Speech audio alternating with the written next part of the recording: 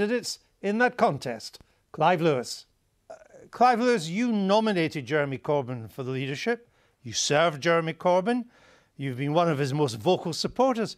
Why would Labour choose a new leader who stands for everything that took Labour to its worst defeat since 1935?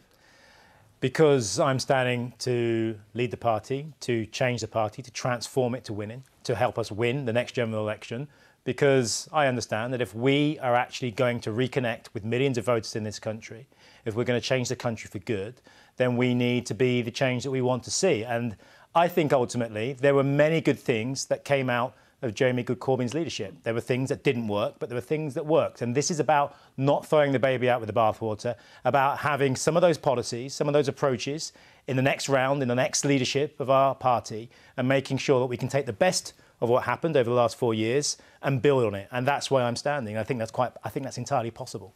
Jack Straw, he was a Labour cabinet minister in a time when Labour won elections.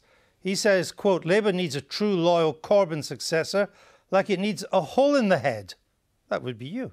Well, look, I've agreed with a number of things that Jeremy Corbyn's done. I've also had my criticisms of what Jeremy Corbyn's done. I've been critical of the stance that we took on Europe. I thought that because this was a hard right-wing Conservative project, we should have, from 2016, from the outset, stood our ground and opposed this. You wanted to keep Labour as a Remain party? I wanted to keep Labour as a Remain party. Unequivocally? Because, ultimately, yes. Because this, if you understand what this project's about, if you understand what the Conservatives are doing now in the House of Commons, undermining workers' rights, undermining food standards, undermining environmental protections. That's what Brexit was always about, always has been. And the job of the Labour Party was to fight that and to resist it. So you wanted to be more Remain, even though the kind of half-hearted Remain of Mr Corbyn lost you the election. If you're going to do something, do it wholeheartedly. That's what I think. But how do you reach out to these people? You've said that Leave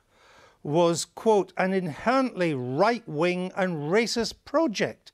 You're saying that a lot of people voted for something that was right-wing and racist. What chance would you have of reconnecting with these Brexit voters? Let's be really clear here. You know, look, some of my family voted for Brexit. I understand that people voted for Brexit for different reasons, but to say that there was not an element of racism to this project would be wrong. You didn't say element, Clive Lewis. You said it was inherently right-wing and racist. That means it's rotten to the core on these issues. If you look at what... And you think you can reconnect for the people that you think voted for that? If you look at what Brexit was ultimately about how it was framed by the Conservative Party, by the Brexit Party, what Nigel Farage did, it was quite clear there was a large dose of racist dog whistle politics, sometimes not even dog whistle politics, in that campaign. Speak to any black person that woke up, a person of colour in this country, after that referendum, and there was a sense of dread about what had happened. That is a reality. We can't get away from that. Now, that doesn't mean that everyone that voted for Brexit is racist. I'm not saying that. But what I am saying is that quite a lot were. The people driving this project, Nigel Farage, elements of the hard right of the Conservative Party, that was part of their narrative. But nevertheless, 52% of the country voted for it, and they seem to have voted again to get it done in this election. Given that you still think what you do, that it's racist, inherently right-wing, full of lies and so on, given that Labour needs to reconnect with the people who for the first time voted Conservative, you must be the last person that could do that. Reconnecting isn't just about accepting that something. If you think that something is wrong, leadership is about standing up and saying that. And you can reconnect in a number of ways. There is far more that unites those voters, with voters in my constituency in Norwich, with voters in London who voted to remain, far more that unites us as British people in this country than divides us. It was difficult. There's no two ways about that. But if we are going to rebuild this country and re-heal the divides that have taken place, then yes, there is going to have to be a conversation about where we can move forward. But that doesn't mean that I'm going to, as leader of the Labour Party, if I was so fortunate, going to triangulate on certain fundamentals, and racism is one of them. Dog whistle politics is another. Tony Blair didn't triangulate on racism. I think you could argue in the tone that elements of New Labour took towards immigration, towards... increased massively under New Labour. Yes, it did, but there was also... And he didn't triangulate. There was also some, I would say, worse than unfortunate. There were also some issues around the issues of immigration, especially immigration outside of the European Union, where Labour had a less than admirable track record. That's on the record. I don't think I'm the first person to say that. Well, it could have done better, could have done a lot better on some elements of that. Well, you say that you lost in December. Because of the legacy of the 2000s, the Blair years, Labour hadn't conveyed there was a clear break with New Labour. Isn't it more accurate to say that people were all too aware that your party had had a clean break with New Labour? That's why they didn't vote for you. If you go back to 2007, when Tony Blair left his Sedgefield constituency, there was a by-election on at the time when he left, and I know of MPs who went there and who were shocked by the fact that Sedgefield was in the state that it was in after 10 years of having a Labour Prime Minister as the head of that, as the MP for that constituency. My point here is that the last Labour government did many good things in power, but ultimately the deindustrialisation that took place in the 1980s, the insecurity of work, investment, empowering people, giving people real agency and control of their lives, we never did that in the way that we needed to in many of those towns and communities. And this has been a long time in coming. It wasn't just because of Jeremy Corbyn or our position on Brexit this happened. This has been 40 years in the making. Until we understand that, how can you tell those communities, hold on a second, we know what you're going through, we know your pain, and it started under austerity. That's so it wasn't just Jeremy Corbyn that cost you the election, it was Tony Blair. It's a deeper analysis. There are a number of things. Each of those arguments has a grain of truth. You are saying it's Mr. But Blair. I am saying, of course, but what I'm saying to you is that if you want to have a proper analysis, if you want to understand where things have been going wrong for our party, since 1918, there have been 28 general elections. We've won just 8 of them. This goes far deeper, far further. Well, I'll come back to that. Because I've heard you just the last 4 years. But before I come on to that, when did Labour last win a working majority without Tony Blair? Would have been in 1974. No, that wasn't a working majority. In October, you won by 3 seats. In February, you had won by no seats. It was 1966. Okay. Before and that you were born. That was about 20 seats, yes. Before, oh, no. It was a majority of over 100 in 1966 from Harold Wilson. Okay. You won by then. Before you were born. No, I don't think it was a majority of 100. The only kind of Labour Party that has won a working majority in your lifetime, you are blaming for defeat last December. There is only one time in the post-war period that the Labour Party has convincingly, and you say it's 100 seats, I'd say it was more 20 seats, but we can find that afterwards. It's not in doubt. Harold Wilson won by a landslide in 1966. Either way, in the post-war period, we have only come from opposition and won convincingly, and that was in 1997. So that tells you that something in the post-war period has gone wrong with not just our electoral system, but how the Labour Party has to operate. Because to win in 1997, what did the Labour Party have to do? It had to jettison Clause 4, well, OK. But so much of what we stood for, we accepted so much of the Tories' economic dogma to be able to win. We had to please Mr Murdoch to be able to win. You won and you increased public spending in schools and hospitals by masses of amounts. You see, you claim that Labour doesn't win many elections because the rules are stacked against you. But is it really the rules, Clive Lewis? People vote for Labour when they think it's in the mainstream of British politics. They don't vote for Labour when people like you are in the driving seat. What you call the mainstream of this country, what you call successful, I would say that actually the people of this country, if given the opportunity to vote in a fair electoral voting system, if they are given the opportunity to be heard, then I think that there would be far more opportunity for people to have centre-left governments in this country. And I'm sure it's very convenient for you and people like people. I'm sure you would love us to continue fighting with both our arms tied behind our backs. Look at the number of times the Conservative Party has won in this country. The first past the post political system overwhelmingly favours the Conservative Party. Why would you want us to change that? I want to see that system, that political system change. You have won when you have been seen to be centre-left, not far left or left. That's when you've won. Whatever the system, Attlee won in 45, Wilson won in 64, again in 66, Blair in 97.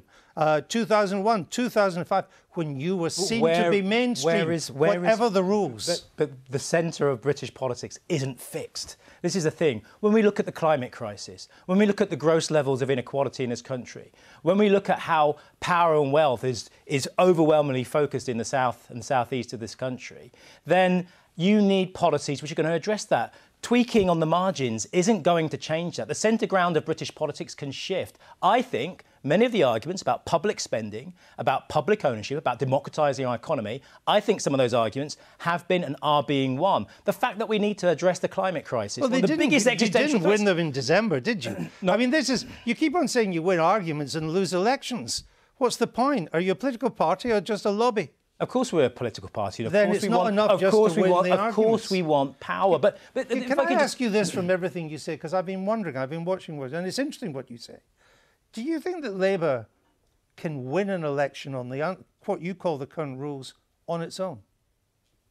I think it would be very difficult in a 5-year period for us to be able to come back in government under the current system, where we stand in every seat. It will be under the current system. Under the current system, but where we stand in every seat. If we do not allow our local CLPs, our Scottish and Labour colleagues, North and in Wales, to be able to decide what they do next and how they operate. To make deals with other parties. If that's necessary, then yes, to get us over the line and to beat the Tories. Look at what the Tories did in the last election. You make it sound as if it's something really amazing, but look at what the Tories did. I haven't mentioned anything about the Tories. OK, but I'll tell you what the Tories did in the last election. They made a deal with the Brexit Party. What did the Labour Party, Liberal Democrats and Green Party do? We didn't make a deal. We fragmented, and the Tory, in a winner-take-all system, took it. So having alliances, building and collaborating with one another, if we want to stop the Tories under a rigged system, that's what we're going to have to do in the timescales that we're talking about. You say it's rigged. Others would say you just simply lose because you haven't got the right policies. You also said if there was a woman in the race who I think had the politics and the strategy to be able to get us out of the hole we find ourselves in, I'd back her. So what do you have that Rebecca Long-Bailey doesn't? I think it's my approach on collaborative politics. I think I'm prepared to say things on not just PR, but on the fact that we do need to build progressive alliances with other political parties where we can agree, that we need to understand that the Labour Party does not have a monopoly of wisdom when it comes to its ideas on how to change this country, and that if you want, the future isn't going to be dictated by the Labour Party, it's going to be negotiated. That's the future, that's the networked, interconnected reality of 21st century politics. Until we live up to that and stop looking back to the 20th century, we're going to keep on making the same mistakes over and over. Now, I'm not sure any other candidate, let alone Rebecca Long-Bailey, will actually say that. I'm probably the only person in this race at the moment that's saying that, and I think it needs to be said. But you also want the Green New Deal to be at the centre of Labour's appeal. That's what would guide public spending. It was how you would hope to change society, allocate resources in different ways for the energy revolution. If that's the case, if it's the centrepiece, why not pick the author of the Green New Deal? She's called Rebecca Long-Bailey. Well, there are lots of people that help contribute to the Green New Deal. I'm working with Caroline Lucas on the legislation in Parliament to bring Green New Deal legislation into Parliament. That's something that we've worked on. That's based a lot on what Labour's doing, but it goes beyond some of what the Labour Party are doing because we want there to be a high watermark about where we need to go. This is an existential threat. But you know what? Look, the Green New Deal is essential. But the Green New Deal is never going to come into effect. It's never going to work unless we actually understand that at the heart of one of the biggest problems that's facing us at the moment is this crisis of democracy. So unless we can change how our politics works, unless we can begin to work together better, unless we can collaborate, we're never going to be able to face down the challenges that are coming our way. A lot of people who didn't vote for your party in December thought the real crisis of democracy was that this country voted for Brexit and then the Parliament across the road refused to deliver it.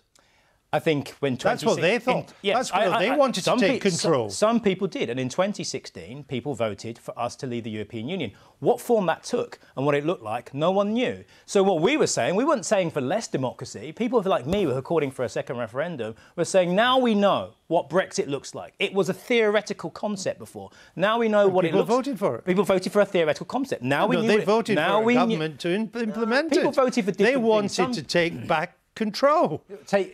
Let me ask you this. What would you drop from the 2019 manifesto? I think individually, each of those policies, I thought that the vast majority of those policies I was supportive of. So you would keep them all? I think there's good deal of that manifesto, especially around the Green New Deal, which I thought was brilliant. So you wouldn't drop anything? I think what needs to be done is that you need to ensure that the policies have support from the ground up, that they're democratically debated. Right. Some of them might change. If you give members and the public a chance to have a say in that policy process, that could change. So you are continuity, Corbyn. You can't tell me one thing you would drop from the 2019 So you can start. manifesto. You can start from the position of where the manifesto is now. But when you go out to consult, when you go out to include members in the process, sure, it may change. You may find that something's I understand changed. that, but you couldn't tell me anything that you would drop at the moment. You've got to get 22 MPs by Monday to get onto the ballot paper, I think, is this first stage of the process. So far, you haven't got any.